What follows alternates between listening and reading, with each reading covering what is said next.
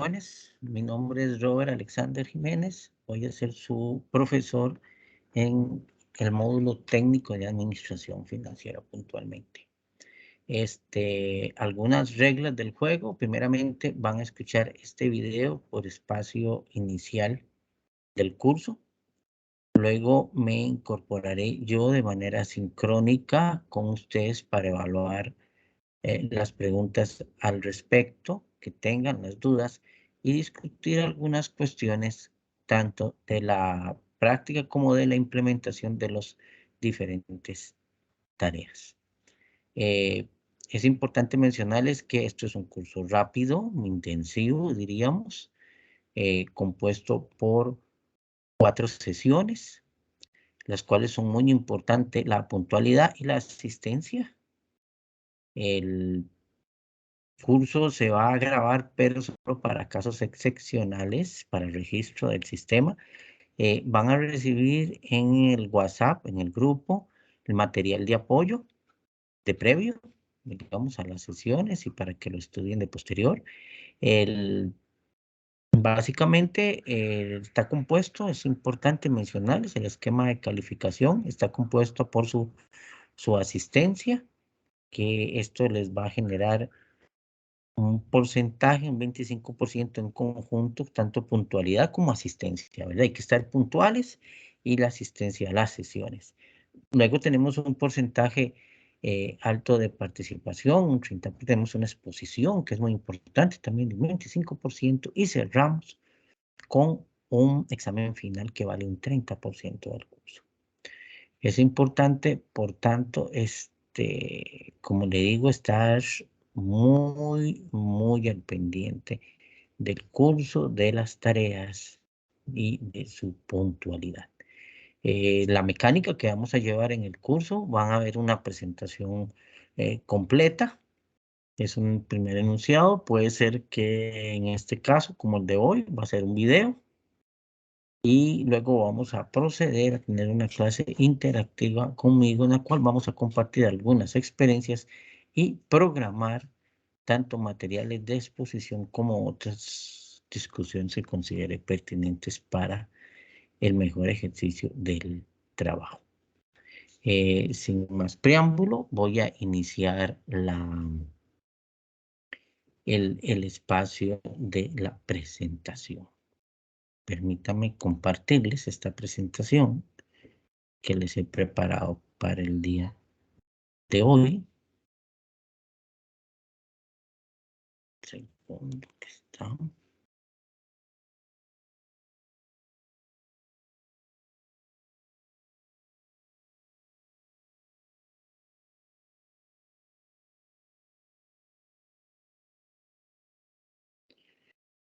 Corresponde al capítulo 1 del texto de administración financiera, el cual les compartí el día de hoy. Espero que lo estén viendo todos, ¿verdad?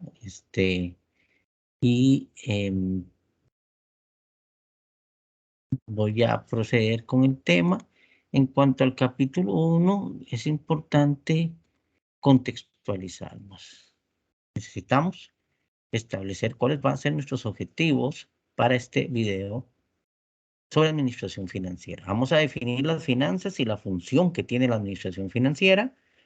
Pretendemos describir las formas legales de organización empresarial. Vamos a ver el objetivo de la empresa y por qué maximizar el valor de la empresa. Es una meta legítima del negocio. Pretendemos describir cómo la función de la administración financiera se relaciona con la economía y la contabilidad. Vamos a identificar las actividades principales del gerente financiero y vamos a describir la naturaleza y la relación que existe entre el dueño y los administradores de una corporación y explicar cómo varios mecanismos de gobierno corporativo intentan lidiar con los problemas de agencia. ¿Qué son las finanzas? Las finanzas son el arte y la ciencia de administrar el dinero. A nivel personal, las finanzas afectan las decisiones individuales de cuánto dinero hay que gastar a partir de los ingresos, cuánto ahorrar y cómo invertir esos ahorros, que es importante. O sea, en el contexto de una empresa, ¿verdad? las finanzas implican el mismo tipo de decisiones, o sea, cómo incrementar el dinero, el acervo de dinero, ¿verdad? De los inversionistas, cómo invertir ese dinero para obtener utilidades, ¿verdad? Y cómo o de qué modo conviene reinvertir las ganancias de la empresa o distribuirlas entre los inversionistas, ¿verdad? Que también es una opción que no dejamos, no podemos dejar de lado, ¿verdad? Eso es importante mencionar. Ahora, continuemos en nuestro contexto, ¿verdad? Si vemos algunas oportunidades en la carrera en finanzas, son los servicios financieros. Son la parte de las finanzas que se ocupa del diseño y la entrega de productos financieros a individuos, empresas y gobiernos, así como brindarles asesoría en estos productos. Implica varias oportunidades interesantes de carrera en las áreas de banca, planificación financiera, inversiones, bienes raíces, seguros, etcétera, ¿sí? Por otro lado, ¿verdad? La administración como tal, ¿verdad? Es un concepto que se refiere a las tareas del gerente financiero de las empresas, en primera instancia, ¿verdad? Luego vamos a ir descendiendo los niveles, ¿sí? ¿Qué hacen estos gerentes? Pues administran los asuntos de todo tipo de organizaciones privadas, públicas, grandes, pequeñas, lucrativas o sin fines de lucro. Realizan tareas financieras tan diversas como el desarrollo, el plan financiero presupuesto, otorgar créditos a los clientes, evaluación de gastos mayores propuestos y recaudación de dinero para financiar las operaciones de la compañía. Continuando con la administración financiera, ¿verdad? Hay en los últimos años, ¿verdad? Varios factores que han incrementado la importancia y la complejidad de las tareas del gerente financiero, ¿sí? Y estos factores, ¿verdad? Por ejemplo, la reciente crisis global, mencionemos la pandemia, ¿verdad? Cómo han respondido las autoridades, cómo se ha reducido e incrementado la competencia, los cambios tecnológicos. Es indiscutible la creciente globalización, la cual incrementa la demanda de expertos financieros capaces de administrar los flujos de efectivo en diferentes divisas y proteger a la compañía de los riesgos que surgan de manera natural. Las transacciones internacionales por este lado. Pensemos en las formas legales en que se organiza una empresa. Propiedad unipersonal, o sea, un solo dueño. La sociedad está integrada por dos o más propietarios, se regozan relojes juntos con fines de lucro, por supuesto. Una corporación es una entidad creada legalmente, tiene derechos legales de un individuo, ya que se puede demandar y ser demandada, puede realizar contratos y participar de ellos, así como adquirir propiedades. Veámoslo acá, o eso intentamos. Vamos a ver un poco más grande, porque lamentablemente, como verán, no, no me, no me favorece la visibilidad de ese cuadrito un tanto pequeño. Aquí tenemos las fortalezas y las debilidades. Digamos que un FODA inicial, ¿no? ¿Sí? De lo que es una propiedad unipersonal, ¿verdad? Versus una sociedad, versus una corporación o una multinacional. Vemos que las fortalezas de la propiedad unipersonal, ¿verdad? Es que usted recibe todas las ganancias, pero también acepta todas las pérdidas, ¿sí? Pero tiene usted esa, digamos, libertad. Los costos de organización son bajos, ¿sí? Los ingresos incluidos y grabados, sí, están en la declaración del dueño, ¿no? Hay independencia, confidencialidad y se disuelve fácilmente. ¿Pero qué debilidades tiene? Bueno, el dueño tiene responsabilidad ilimitada. Puede perder toda su riqueza por deudas. Hay una capacidad limitada para recaudar fondos, ¿sí? El dueño cumple muchas funciones y pues dificulta brindar a los empleados oportunidades de carrera a largo plazo. O sea, son pocas empresas de carrera, pero no hoy en día, ¿no? Y muchas veces la empresa nace con el dueño y muere con él. Cuando él muere, ahí muere la empresa. La sociedad, bueno, es puede recaudar más fácilmente fondos que una personal, unipersonal, ¿verdad? Tiene una mayor capacidad de endeudamiento, tiene mayor inteligencia y habilidad administrativa. Como dice el dicho, dos cabezas piensan mejor que uno. Dice, y ahora sí, el impuesto está incluido en la declaración de impuestos personal de cada uno de los socios, ¿sí? ¿Cuáles son las desventajas? Bueno, tienen una responsabilidad ilimitada, ¿verdad? O sea, probablemente uno puede tener deudas de otros socios. Se puede disolver cuando muere un socio. A veces hay problemas para disolver o transferir la sociedad. Aquí es donde entra en juego la corporación. Los propietarios tienen una responsabilidad limitada, lo que garantiza que no pierde más que el dinero que invierte. Suelen alcanzar un gran tamaño, ¿verdad? Gracias a la venta de acciones, ¿no? De propiedad de la empresa. Es fácilmente transferible por medio de acciones, tiene una vida más larga, eh, puede contratar profesionales administradores y tiene mejor acceso al financiamiento. Los impuestos generalmente son mayores porque se grava el ingreso corporativo y los dividendos que pagan a los propietarios también se gravan. Costos de organización más altos que otras modalidades. Está sujeta a mayor regulación gubernamental, ¿verdad? Y carece de confiabilidad, o sea, la información debe ser pública, sus estados financieros y otros. Como verán, aquí podemos ver que los hechos hablan por sí mismos, ¿verdad? O sea, esto es en el caso de Estados Unidos, ¿no? Pero, por ejemplo, vean el número de empresas en millones, los tamaños, ¿sí? Porcentaje que representan. Pero vean los ingresos totales, son exagerados. O sea, casi que el 90% están concentrados en corporaciones. Creo que algo tenemos que aprender de ahí. Ahora bien, la organización corporativa es otro elemento importante. Tenemos arriba en la corporación, ¿verdad? Estamos hablando de la tercera empresa. Los accionistas tienen un consejo directivo, tienen un CEO o presidente, ¿verdad? Vicepresidentes que muchas veces se les llaman administradores también. Entonces tienen gerentes, perdón, tiene un gerente general y tiene diferentes gerencias. A algunos lados se le llaman vicepresidencias. Tesorero, un contralor, que puede ser ese contralor, puede ser un auditor y diferentes gerentes sobre otras especialidades. Así es una corporación más o menos como funciona a nivel global.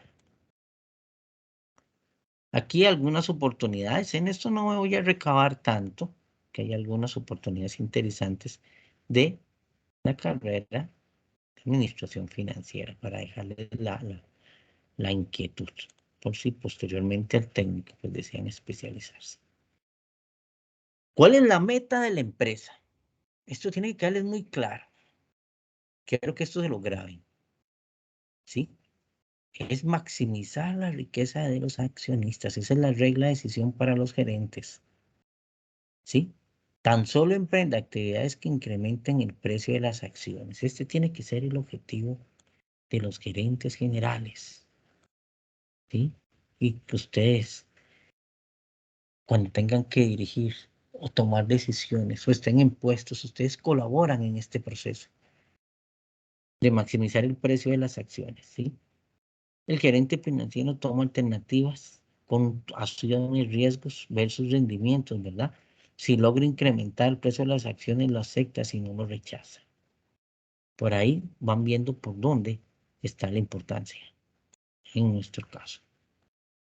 Ahora bien, ¿cuál es la inversión preferida a la hora de maximizar utilidades? Bueno, eh, por ejemplo, aquí hay un ejemplo, ¿sí? Ganancias por acción, realmente, de no necesariamente maximizar las utilidades va asociado al precio más alto. Por tres razones. El tiempo es importante. O sea, entre más rápido se recibe fondos es preferible a más tarde que se reciban. Las utilidades no necesariamente generan flujos de efectivo para los accionistas, ¿sí? Y el hecho de maximizar utilidades también ignora el riesgo. O sea, porque usted puede obtener mucha ganancia, pero la regla dice que a mayor riesgo usted exige más rentabilidad. O sea, quiere decir que usted obtiene mayores rentabilidades, pero asume mayores riesgos. Son elementos importantes que hay que tener en cuenta. Ahora bien, ¿qué pasa con los participantes empresariales? O sea, los empleados, los clientes, los proveedores, los propietarios y grupos de interés que tienen una relación económica directa con la empresa.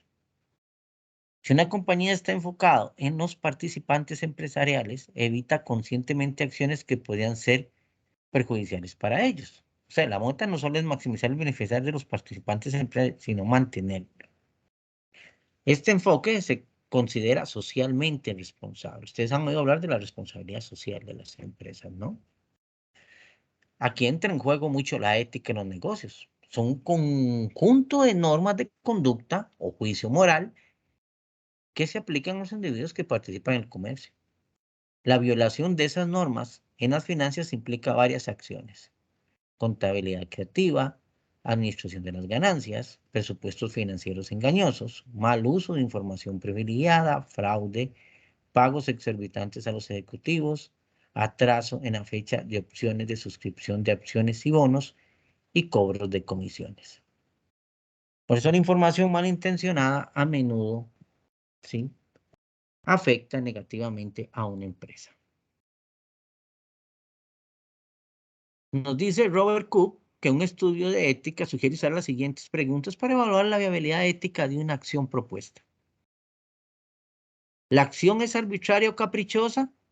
¿Señala injustamente a un individuo o grupo? ¿La acción viola los derechos morales o legales de algún individuo o grupo? ¿La acción se apega a las normas morales aceptadas? ¿Existen cursos alternativos o hay menos probabilidad de ocasionar daño real o potencial? Contestando estas preguntas, llegamos a la conclusión que los programas éticos buscan reducir los litigios y los costos legales, mantener una imagen corporativa positiva, estimular la confianza de los accionistas, ganar la lealtad y el respeto de los participantes empresariales. Podemos decir que el resultado esperado de dichos programas es repercutir positivamente en el precio de las acciones de la compañía. Estamos logrando el objetivo. Pensemos si estará Google a la altura de su lema. En enero de 2010, Google anunció que se habían violado las cuentas Gmail de activistas chinos que trabajaban en defensa de los derechos humanos, así como la de varias compañías de tecnología, financieras y de defensa. La compañía intentó salir de China, a menos que se estableciera un acuerdo para no censurar los resultados de las búsquedas. La meta de maximizar, viene aquí la pregunta, la riqueza de los accionistas es necesariamente ética o no. ¿Cómo puede Google justificar sus acciones a corto plazo ante sus inversionistas a largo plazo? Estas preguntas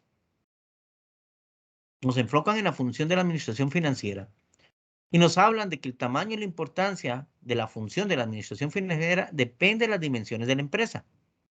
En compañías pequeñas, el departamento de contabilidad realiza por lo general las funciones de finanzas. Conforme la empresa crece, la función de finanzas se convierte normalmente en un departamento independiente relacionado de manera directa con el presidente de la empresa o el director general a través del director de finanzas o CFO, con sus siglas en inglés de Chief Financial Officer. El campo de las finanzas también se relaciona estrechamente con la economía. Los gerentes deben comprender la estructura económica y estar atentos a las consecuencias de los diversos niveles de actividad económica y los cambios en la política económica. También tienen que tener capacidad de usar las teorías económicas como directrices para lograr una operación empresarial eficiente. El análisis de costos y beneficios marginales son principios económicos que establecen que se deben tomar decisiones financieras y llevarse a cabo acciones no solo cuando los beneficios adicionales excedan los costos adicionales. Podemos ilustrar el análisis del costo-beneficio utilizando el siguiente ejemplo. Knoll Department Store es una empresa de departamentos. Aplica un análisis de costos y beneficios marginales para decidir si debe o no reemplazar una computadora. Aquí tengo los beneficios de la nueva computadora menos la vieja. ¿Sí? Aquí hay un beneficio marginal. O sea, por una unidad adicional, una computadora de 7.000. El costo de la nueva computadora es 8.000. ¿Cuáles son los ingresos por la venta de la computadora vieja? 2.000. Entonces, los costos marginales adicionales van a ser 6.000. Y al final el beneficio es de 1.000. ¿Qué opinan? Ahora, si lo relacionamos, eso es con economía, si lo relacionamos con contabilidad, las actividades de finanzas y contabilidad de una firma están estrechamente relacionadas y por lo general se traslapan, o sea, se meten una encima de la otra. Las empresas pequeñas, el contador realiza con frecuencia la función de finanzas y en las empresas grandes los analistas financieros a menudo ayudan a recopilar información contable. La diferencia importante en la perspectiva y el análisis entre finanzas y contabilidad es que los contadores generalmente usan el método de base de vengado, mientras que en finanzas el enfoque está, mientras que en finanzas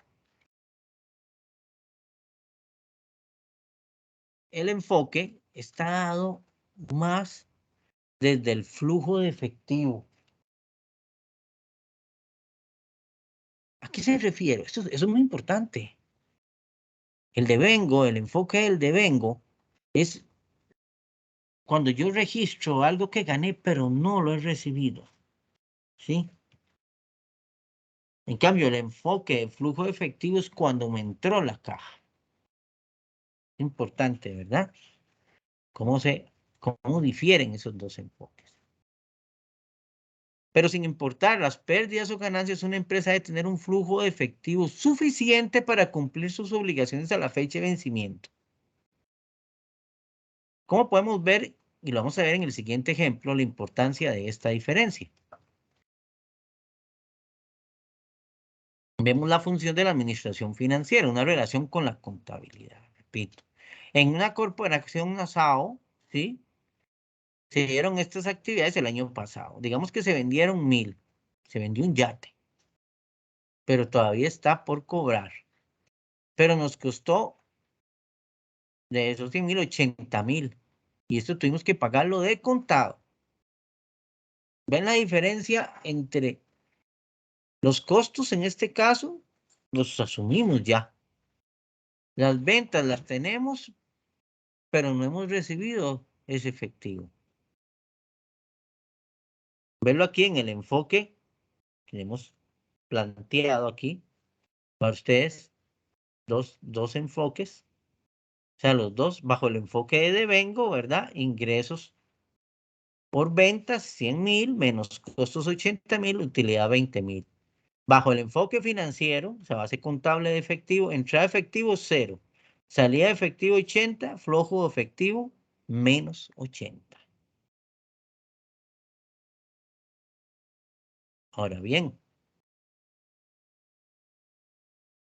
la segunda diferencia principal entre finanzas y contabilidad tiene que ver con la toma de decisiones.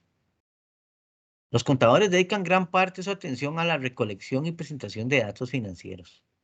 Los gerentes financieros evalúan los estados contables, generan datos adicionales y toman decisiones según la evaluación de sus rendimientos y riesgos relacionados. Vean aquí un ejemplo con finanzas personales. Su flujo de entrada, el pago neto recibido, salario puede ser, ¿sí? Renta, automóviles, servicios, comestibles, comidas, gasolinas. Puede que usted reciba un ingreso por intereses porque está ahorrando. Entonces, al final, su flujo de entrada es menor que su flujo de salida. Estamos en rojo. Y esto es muy típico en estos momentos. Por eso el sobreendeudamiento, ¿no? Si vemos en la figura 1.3 lo que son las actividades financieras, vemos que entonces está en el balance general, por un lado, la toma de decisiones de inversión, activos corrientes y las tomas de decisiones de financiamiento, pasivos corrientes y fondos a largo plazo. Otro tema que nos compete y es de sumo interés ver el gobierno, la agencia, los problemas de agencia en el gobierno corporativo. El gobierno corporativo se refiere a las reglas, los procesos y leyes que se aplican a la operación, el control y la regulación de las empresas. Repito, el gobierno corporativo se refiere a los procesos y leyes que se aplican a la operación, el control y la regulación de las empresas. Define los derechos y las responsabilidades de los participantes corporativos como los accionistas, el consejo directivo, los funcionarios administradores y otros participantes empresariales, así como las reglas y los procedimientos para la toma de decisiones corporativas. La organización corporativa representada en la figura 1.1 ilustra la estructura típica del gobierno corporativo en una empresa. Tenemos los inversionistas individuales, o sea, que compran cantidades relativamente pequeñas de acciones para satisfacer sus metas personales de inversión. Lo que se llama inversionistas institucionales son profesionales de inversiones, como bancos, compañías de seguros, fondos de inversión, fondos de pensiones que reciben un pago por administrar el dinero de otras personas y que negocian grandes cantidades de valores. A diferencia de los inversionistas individuales, los inversionistas institucionales con frecuencia supervisan o son supervisados por el gobierno corporativo de la empresa e influyen directamente en este, al ejercer presión sobre la administración para ejecutar una acción, ¿sí? O comunicar sus preocupaciones al consejo de la empresa. Como lo dije, estas organizaciones grandes y estos inversiones institucionales están sujetos a lo que es la regulación gubernamental. Esta regulación generalmente moldea el gobierno corporativo de toda empresa. O sea, nos da forma a la estructura, como les dije. Vea que gubernamental hablamos del gobierno, esa estructura pública, ese poder ejecutivo, ¿no? Y aquí hablamos del gobierno corporativo dentro de la empresa. Pero nos dice que ese gobierno corporativo se modela por las regulaciones que se dan en esa materia por parte de los órganos gubernamentales.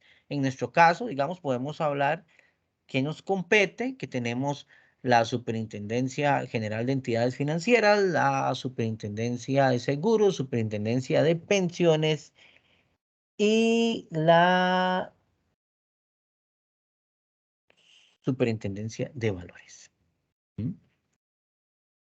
Como ya lo vemos, son diferentes mercados, en cada uno regulan las instituciones que operan en ellos, ¿sí? Estos entes. En la década pasada, el tema del gobierno corporativo recibió atención especial ante diversos escándalos en corporaciones prominentes, los cuales tenían que ver con el abuso de poder, en algunos casos con presunta actividad delictiva por parte de funcionarios empresariales. Esto fue muy famoso, ¿verdad? Estas crisis fueron muy famosas. Ahora bien, esta es una regulación americana, pero es mencionada aquí por el tipo de regulación que estableció en el 2002. Aquí pueden leer los detalles. Después de eso vino mucha presión porque se decía que había mucha regulación. Entonces sucedió la crisis en el 2008 que nos hablan anteriormente, de la década pasada. Y luego empezaron a decir los que pedían que regularan, por favor, regúlenos, es culpa suya por no regularnos. Interesante, ¿verdad? Pero entonces aquí vuelve a cobrar muchísima vigencia en este momento el gobierno corporativo. Y vamos a tocar sobre eso del gobierno corporativo el tema de la agencia. Es la relación entre la gente y el consejo directivo. Es un arreglo en el cual el agente actúa como representante del consejo directivo. Por ejemplo, los accionistas de una empresa eligen administradores. Son agentes que actúan en su administración, en su representación, perdón. Los problemas de agencia surgen, es tema muy importante, cuando los administradores anteponen sus metas personales a las de los accionistas, perdón por el mouse. ¿Sí? Esos son problemas de agencia. Los costos de agencia son aquellos que surgen de los problemas de agencia. ¿Sí? Y se transfieren a los accionistas, por lo que representa una pérdida de la riqueza de estos últimos. ¿Ven qué interesante? Entonces, repito, un problema de agencia se da cuando difieren los intereses de un agente, en este caso, un gerente general o así, de los intereses de los inversionistas. ¿De acuerdo? Porque acuérdense que el objetivo, como les dije al principio, es de una empresa es maximizar la ganancia de los accionistas. Bueno, además de los roles que desempeñan los consejos corporativos, los inversionistas institucionales y las regulaciones gubernamentales, el gobierno corporativo se puede fortalecer garantizando que los intereses de los administradores concuerden con los de los accionistas. El método más común consiste en estructurar la remuneración de la administración de tal manera que corresponda al desempeño de la empresa.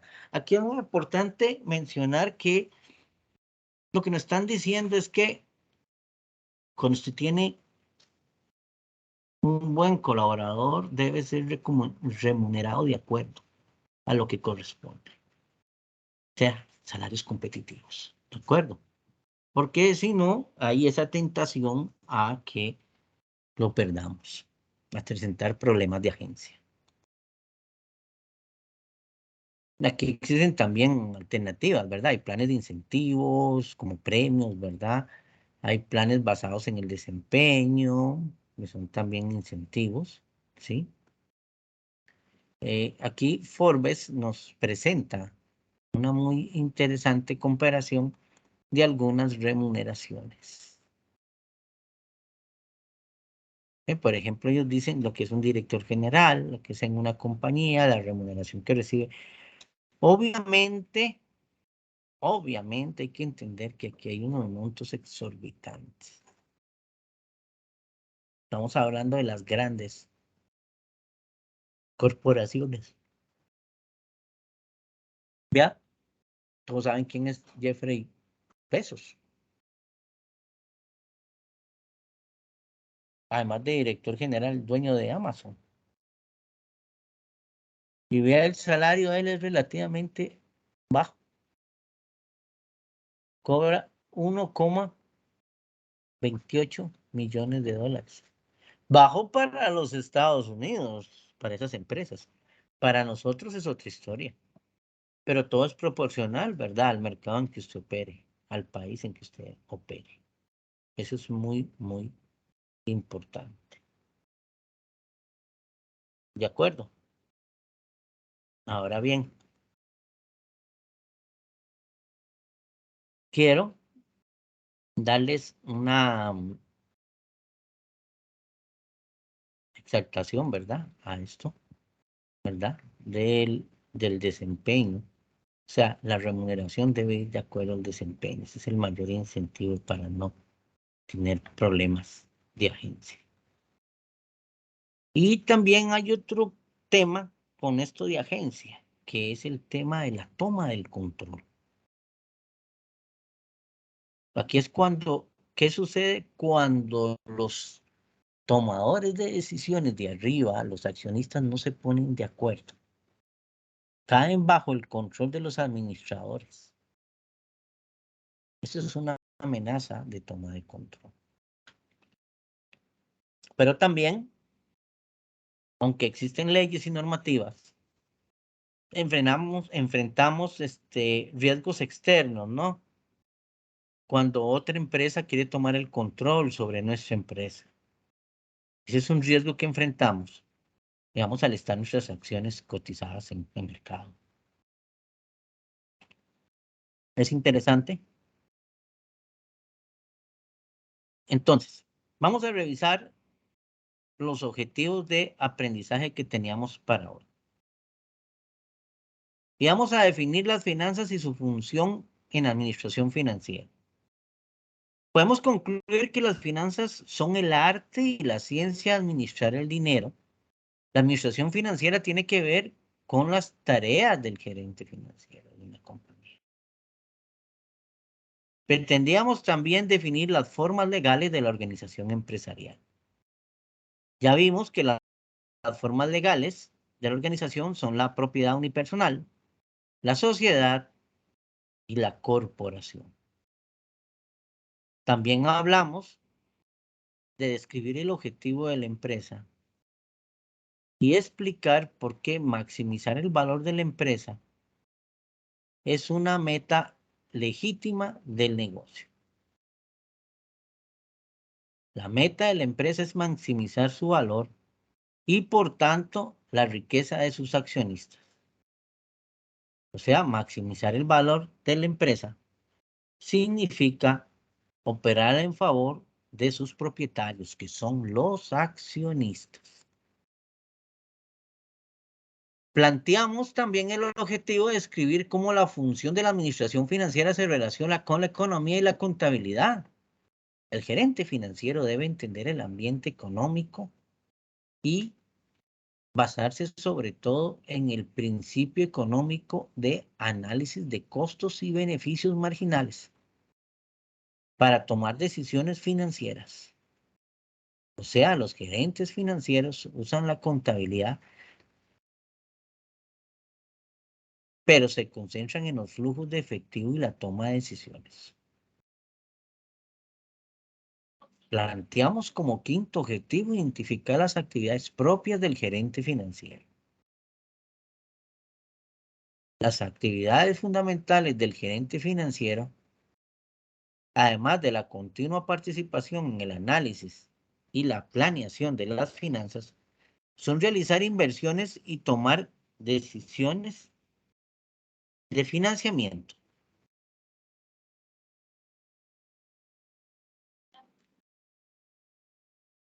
Era muy importante establecer este objetivo, el sexto, describir la relación, describir la naturaleza de la relación que existe entre los dueños y los administradores de una corporación y explicar cómo varios mecanismos de gobierno corporativo intentan lidiar con los problemas de agencia.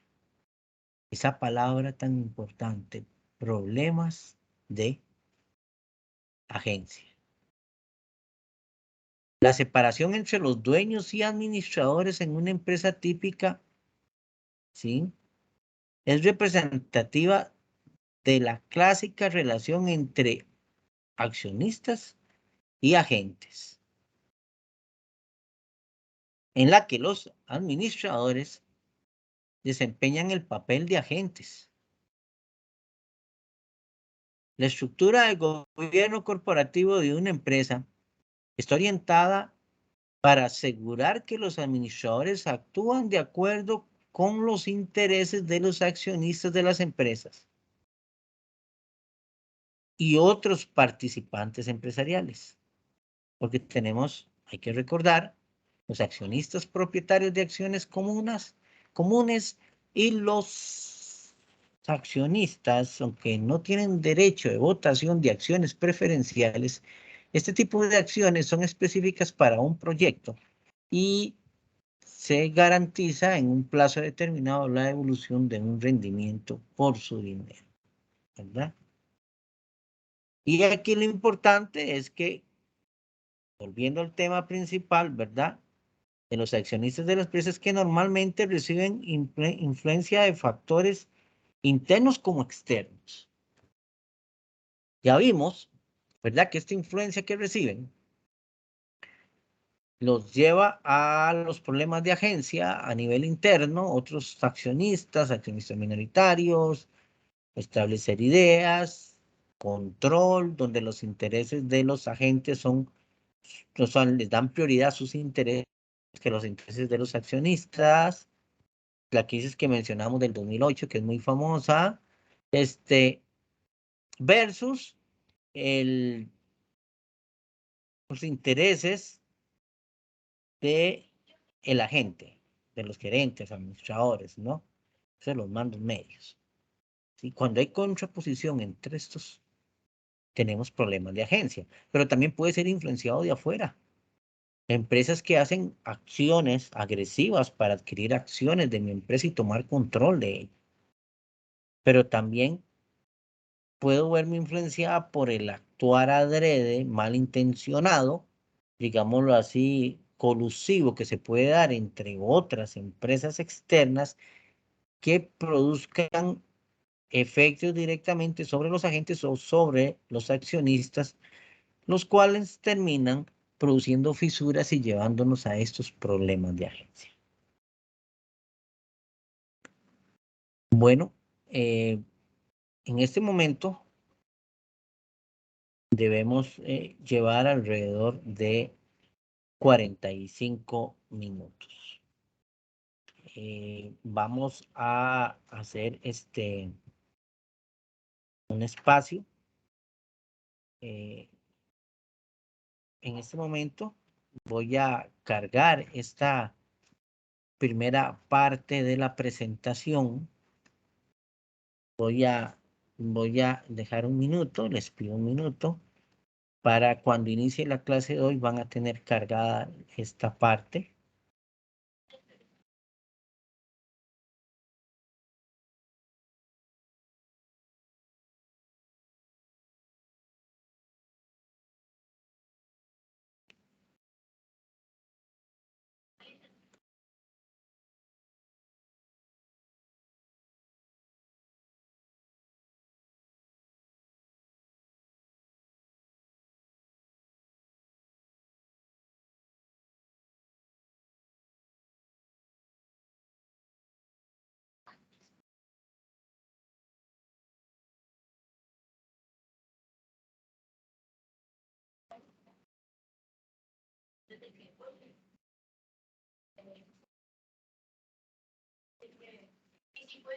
Ya pueden ver, en este momento ya está cargada la primera parte de la presentación. Voy a proceder a cerrar este apartado y voy a dejar de presentar para iniciar en esta antesala una segunda presentación.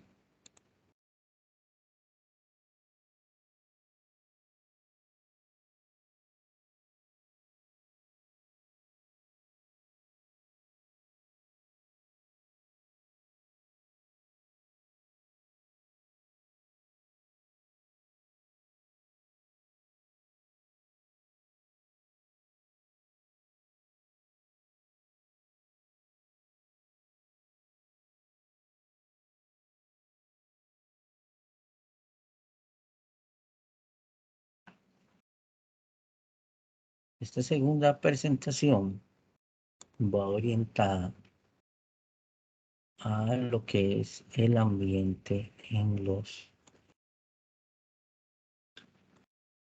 que todavía no estoy. Espero que me perdonen un minuto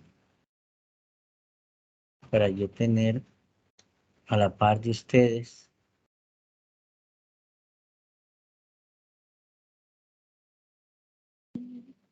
saber el apartado número.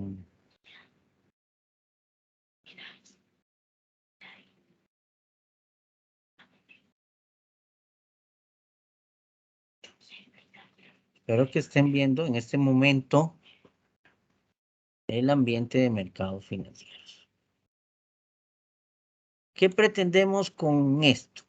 Bueno, mi pretensión inicial sería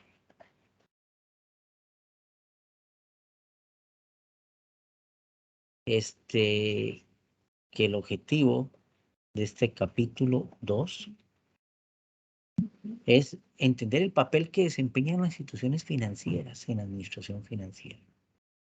Vamos a ver cuáles son las funciones de estas instituciones y los mercados financieros y la diferencia entre los mercados de capitales y los mercados de dinero. También vamos a explicar las causas fundamentales de la crisis y recesión financiera del 2008 que les hablaba hace un principio. Vamos a entender las principales regulaciones y las organizaciones reguladoras de instituciones y mercados financieros. Vamos a analizar los impuestos empresariales y su importancia en las decisiones financieras. Ok.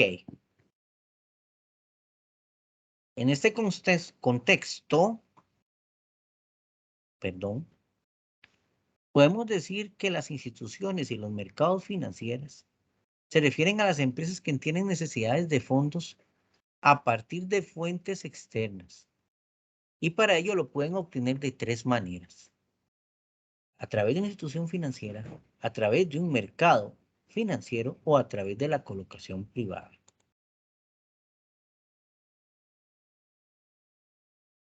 Las instituciones financieras sirven como intermediarios para canalizar el ahorro de los individuos, las empresas y los gobiernos hacia préstamos o inversiones. Los proveedores y solicitantes claves de fondo de las instituciones financieras son los individuos, las empresas y los gobiernos. Pero en general los individuos son proveedores netos de fondos, en tanto que las empresas y los gobiernos son solicitantes netos de fondos. Cuando hablamos de neto, estamos hablando de ingresos menos gastos. Entonces, si me dicen que alguien es un proveedor neto de fondos, es que aporta más fondos que los que demanda. Y si me dicen que es un solicitante neto de fondos, es que demanda más fondos, ¿sí?, de los que oferta. Ahora bien, los bancos comerciales son instituciones que ofrecen a los ahorradores un lugar seguro para invertir su dinero y otorgar préstamos tanto a los individuos como a las compañías. Los bancos de inversión son instituciones que ayudan a recaudar capital, asesoran a las empresas con operaciones mayores como fusiones o reestructuraciones financieras y participan en la negociación y creación de mercados, donde llegan a ofertar recursos y donde se llega a demandar, ¿verdad? En 1933, en los Estados Unidos se ha aprobado una ley que se llamaba Glass-Steagall. La cuestión, esto creó un programa federal de seguro de depósito, ¿verdad? Y esto separó las actividades de bancos comerciales y los bancos de inversión. Ahora van a ver por qué hablamos de algo tan viejo. Bueno, se revocó a finales de la década de los 90. Bien, pero vean qué interesante, seguro de depósito. Aquí no hablamos de encajes, como en nuestro país que encarece los préstamos.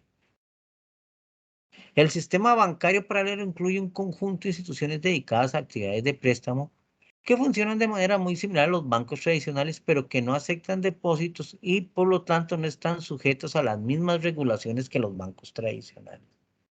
Sí, ellos no reciben depósitos, pero prestan. Ahora, si vemos la industria, vuelvo a ver en los Estados Unidos, porque eso nos va a llevar a la crisis del 2008, ¿verdad? Ha tenido un largo periodo de consolidarse, ¿no? Consolidación, de asegurarse, ¿sí? Imagínense que del año 92 a finales del 2009 van a creer que se redujo un 30% los bancos, la industria bancaria. Bueno, en este momento se atribuía a que fue producto de que los pequeños fueron adquiridos por bancos más grandes. Bueno, vamos a dejar la bola rebotando ahí un momento para que veamos entonces que los mercados financieros son foros en los que proveedores y solicitantes de fondos realizan transacciones de manera directa. Las transacciones en instrumentos de deuda a corto plazo o valores negociables se llevan a cabo en el mercado de dinero, mientras que los valores de largo plazo se negocian en el mercado de capitales. Repito, los mercados de dinero son de corto plazo, ¿sí? Y los mercados de capitales son de mediano a largo plazo. Pues la colocación privada implica la venta directa de la emisión de un nuevo valor a un inversionista o grupo de inversionistas. La mayoría de empresas recaudan dinero a través de una oferta pública de valores, que es vender bonos o acciones al público en general. El mercado primario es cuando se emiten por primera vez los valores. Es el único en que participa el emisor directamente. Los mercados secundarios son en los que se negocian valores que ya están en circulación, ¿sí? Aquellos que no son nuevas emisiones. Podemos ver en este gráfico, aquí nos muestra el famoso flujo de fondos.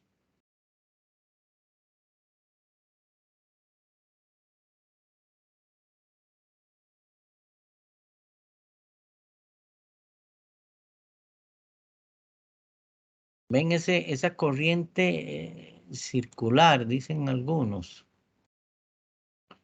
Ven cómo se mueven los fondos. Los fondos están, tenemos los fondos y tenemos los valores. Vemos las esquinas, las 4 esquinas, 2 superiores al norte de fondos y al sur de valores. Tenemos en el centro proveedores de fondos, solicitantes de fondos. Y entonces aquí ve cómo interrelaciona estos fondos lo que es la colocación final y la colocación privada. ¿Qué pasa? Bueno, tenemos que las instituciones financieras y los mercados financieros participan de esto, ¿sí? Y hacen que las instituciones financieras, que los fondos, ¿sí? Vayan a los solicitantes de fondos y estos a su vez los conviertan en valores. Estos valores se venden a los proveedores de fondos y otra vez se repite el ciclo, pero también va para la otra dirección. Los mercados financieros proveen fondos a los solicitantes de fondos, estos los prestan a instituciones financieras en forma de ahorros. Estos depósitos, ellos se los dan a los accionistas que van de los proveedores de fondos. O sea, ellos sus depósitos los transforman en acciones. ¿Ven qué interesante cómo funciona el flujo de fondos? Ahora bien, el mercado de dinero se genera por la relación financiera entre proveedores y los solicitantes de fondos a corto plazo. La mayoría de las transacciones en el mercado de dinero se realizan con valores negociables, es decir, instrumentos de deuda de corto plazo. Letras del Departamento del Tesoro, por ejemplo, en los Estados Unidos, se pueden usar los títulos de propiedad a menos de un año en Costa Rica, los bonos de estabilización monetarias del Banco Central, el papel comercial, los depósitos a plazo que llamamos, ¿verdad? Tanto de bancos estatales, los certificados de inversión de bancos privados. Los inversionistas, por lo general, consideran que los valores negociables se encuentran entre las inversiones de menor riesgo. Ahora bien, en el equivalente internacional muy conocido al de los Estados Unidos es el europeo, que se llama eurodivisas. Es un mercado de depósitos bancarios de corto plazo, denominado en dólares o otras divisas importantes, ¿sí? En este momento, a nivel de divisas, solo vemos el euro, el dólar, el yen, la libra y el yuan, básicamente es lo que tenemos. Sin embargo, este mercado de divisas ha crecido rápidamente, sobre todo porque no está tan regulado y porque cubre las necesidades, ¿verdad? Y disponibilidad de los que demandan y ofertan recursos. Por otro lado, tenemos el mercado de capitales. Esto permite a los proveedores y solicitantes de fondos a largo plazo realizar transacciones. Los valores clave del mercado de capitales son los bonos de deuda a largo plazo y acciones comunes o preferenciales. Eso es patrimonio o propiedad. Se refiere a que patrimonio es porque las acciones preferenciales, repito, son solo a plazo, no tienen poder de decisión en una asamblea de accionistas. Se garantiza en un plazo determinado pagar un interés, devolver. El capital no tiene riesgo como la acción común. El riesgo es que tengo la responsabilidad si le pasa algo a la empresa. Es como cualquier acreedor. Ahora, por el lado de las acciones,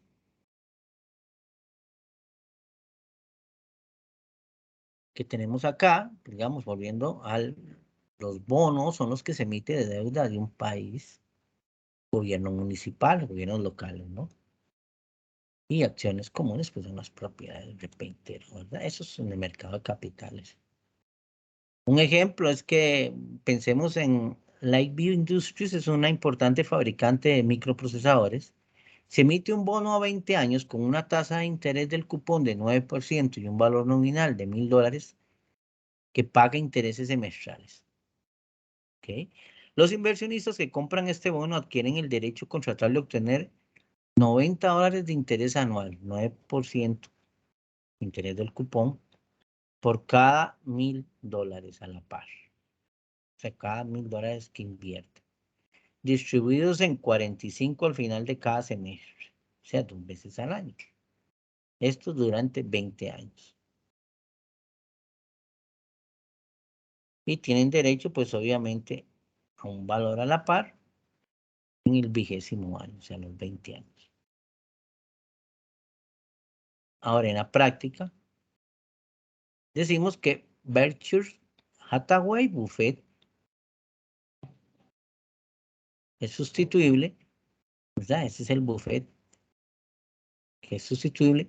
Desde principios de la década de 1980, el precio de la acción común clase A de esta empresa subió de 285 a 114,000 por acción. Es exagerado. La compañía es dirigida por su presidente que se llama Warren Buffett y su presidente Charlie Munger, 80 y 86 años. El precio de la acción nunca se ha dividido para hacer que las acciones sean más accesibles a los inversionistas promedio. ¿Por qué se negocia la empresa o por qué necesita la empresa dividir sus acciones? ¿Será porque son muy viejos estos señores? Pero algo tienen que sus acciones han valido tanto. Tal vez es un muy buen negocio. Les dejo esa inquietud. Y vamos a hablar de los mercados de corretaje, un intercambio de valores. Hay un comprador y un vendedor que se reúnen para negociar. En este mercado, ¿sí? Todas las negociaciones tienen lugar en pisos de remate centralizados. Por ejemplo, NYSE, que es New York Exchange, ¿verdad? New York Stock Exchange significa el mercado de negociación de acciones de Nueva York. Euronext, ¿sí? Es un mercado europeo. Y también está American Stock Exchange, ¿sí? Son mercados de corretaje. En los mercados de consignación, a diferencia de corretaje, el comprador y el vendedor no negocian entre sí directamente, sino que sus órdenes son ejecutadas por consignatarios de valores. ¿Ya? A diferencia de aquí, que compradores y vendedores participan aquí por cuenta y riesgo de un tercero. No hay pisos de remate, o sea, no hay mínimos. Hay muchos corredores, ¿sí? Un ejemplo es el mercado de Nasdaq de Chicago, los osos. En compensación por ejecutar las órdenes, pues los creadores de mercado obtienen sus ganancias de la diferencia entre el precio, ¿verdad? El precio de compra y el precio de venta. Pero si los hechos hablan, NIS, Euronews, es la base de bolsa más grande del mundo. De acuerdo con la Federación Mundial de Casas de Bolsa, el mercado de acciones más grande del mundo, medido en términos de valores tratados escritos, es la NIS Euronext. Cuenta con valores escritos por más de 11,8 billones de dólares y 2,9 billones en Europa. La que le sigue es la Bolsa de Londres, conocido como London Stock Exchange, con un monto de valores de 1,7 billones de libras, que equivalen más o menos a 2,8 billones, de acuerdo con el tipo de cambio en ese momento. Tenemos mercados internacionales de capitales, donde están los eurobonos. Ve que los otros son de más corto plazo, que hablamos ya de eurobonos, ya hablamos también de las acciones, que pensemos en los eurobonos, que se negocian la deuda, ¿sí? ¿Qué se negocia la deuda? ¿Qué se negocia la deuda de Costa Rica? También hay mercados internacionales de acciones como el de el famoso, el de Japón, Corea, entre otros. Entonces, ¿cuál es el papel del mercado de capitales? Pues desde la perspectiva de una empresa, ¿verdad? Es convertir un mercado líquido, o sea, de corto plazo, para donde pueden interactuar con instituciones que puedan obtener valiosos recursos de financiamiento externo a largo plazo. Ese es el papel, eso es importante. O sea, obtenemos capital de trabajo para actuar hoy, para vender, para negociar, ¿verdad? Con recursos que tenemos que pagar en el largo plazo. Ese es, o sea, un mercado eficiente asigna fondos a sus usos más productivos como resultado de la competencia entre inversionistas para que maximicen su riqueza, ¿verdad?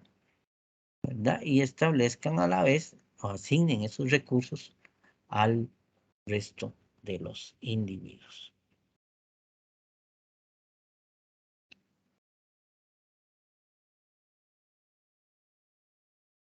Hay lo que llamamos las finanzas conductuales o finanzas de comportamiento. Los defensores de estas teorías, ¿verdad?, que combinan las finanzas y la psicología, sostienen que los precios de las acciones y otros valores se pueden desviar de sus valores verdaderos por largos periodos. Ellos afirman que el precio de las acciones algunas veces son medidas muy imprecisas del valor. Y para demostrar, pues recuerdan episodios como el notable aumento y consiguiente colapso de los precios de las acciones de las empresas basadas en Internet, conocido como el punto com, a finales de la década de 90. Sí, pues hay falla de mercado para evaluar la exactitud, los riesgos de los valores respaldados con hipotecas en las crisis financieras más recientes, que se hablaba del 2008. Repito, son los defensores de las finanzas conductuales. Ahora bien, otro concepto asociado a las instituciones financieras y las finanzas inmobiliarias es la bursatilidad. Este es el proceso de agrupar hipotecas y otros tipos de préstamos y luego vender las concesiones o valores garantizados, ese conjunto de préstamos en un mercado secundario. ¿Sí? Estos valores respaldados con hipotecas son concesiones de flujo de efectivo generados por un conjunto de hipotecas que van a generar pues ciertos pagos. Entonces lo que hace usted es que estos fondos los coloca, o sea, van recibiendo los pagos de las hipotecas, garantizándose a largo plazo, pero obteniendo flujos de capital en el corto plazo. Muchachas y muchachos, nos encontramos en la filmina 23. Vamos a dar un espacio de 15 minutos. Esperamos estar volviendo alrededor de las 7:25, si no me equivoco. 7:25. Los espero de vuelta. Voy a dejar de presentar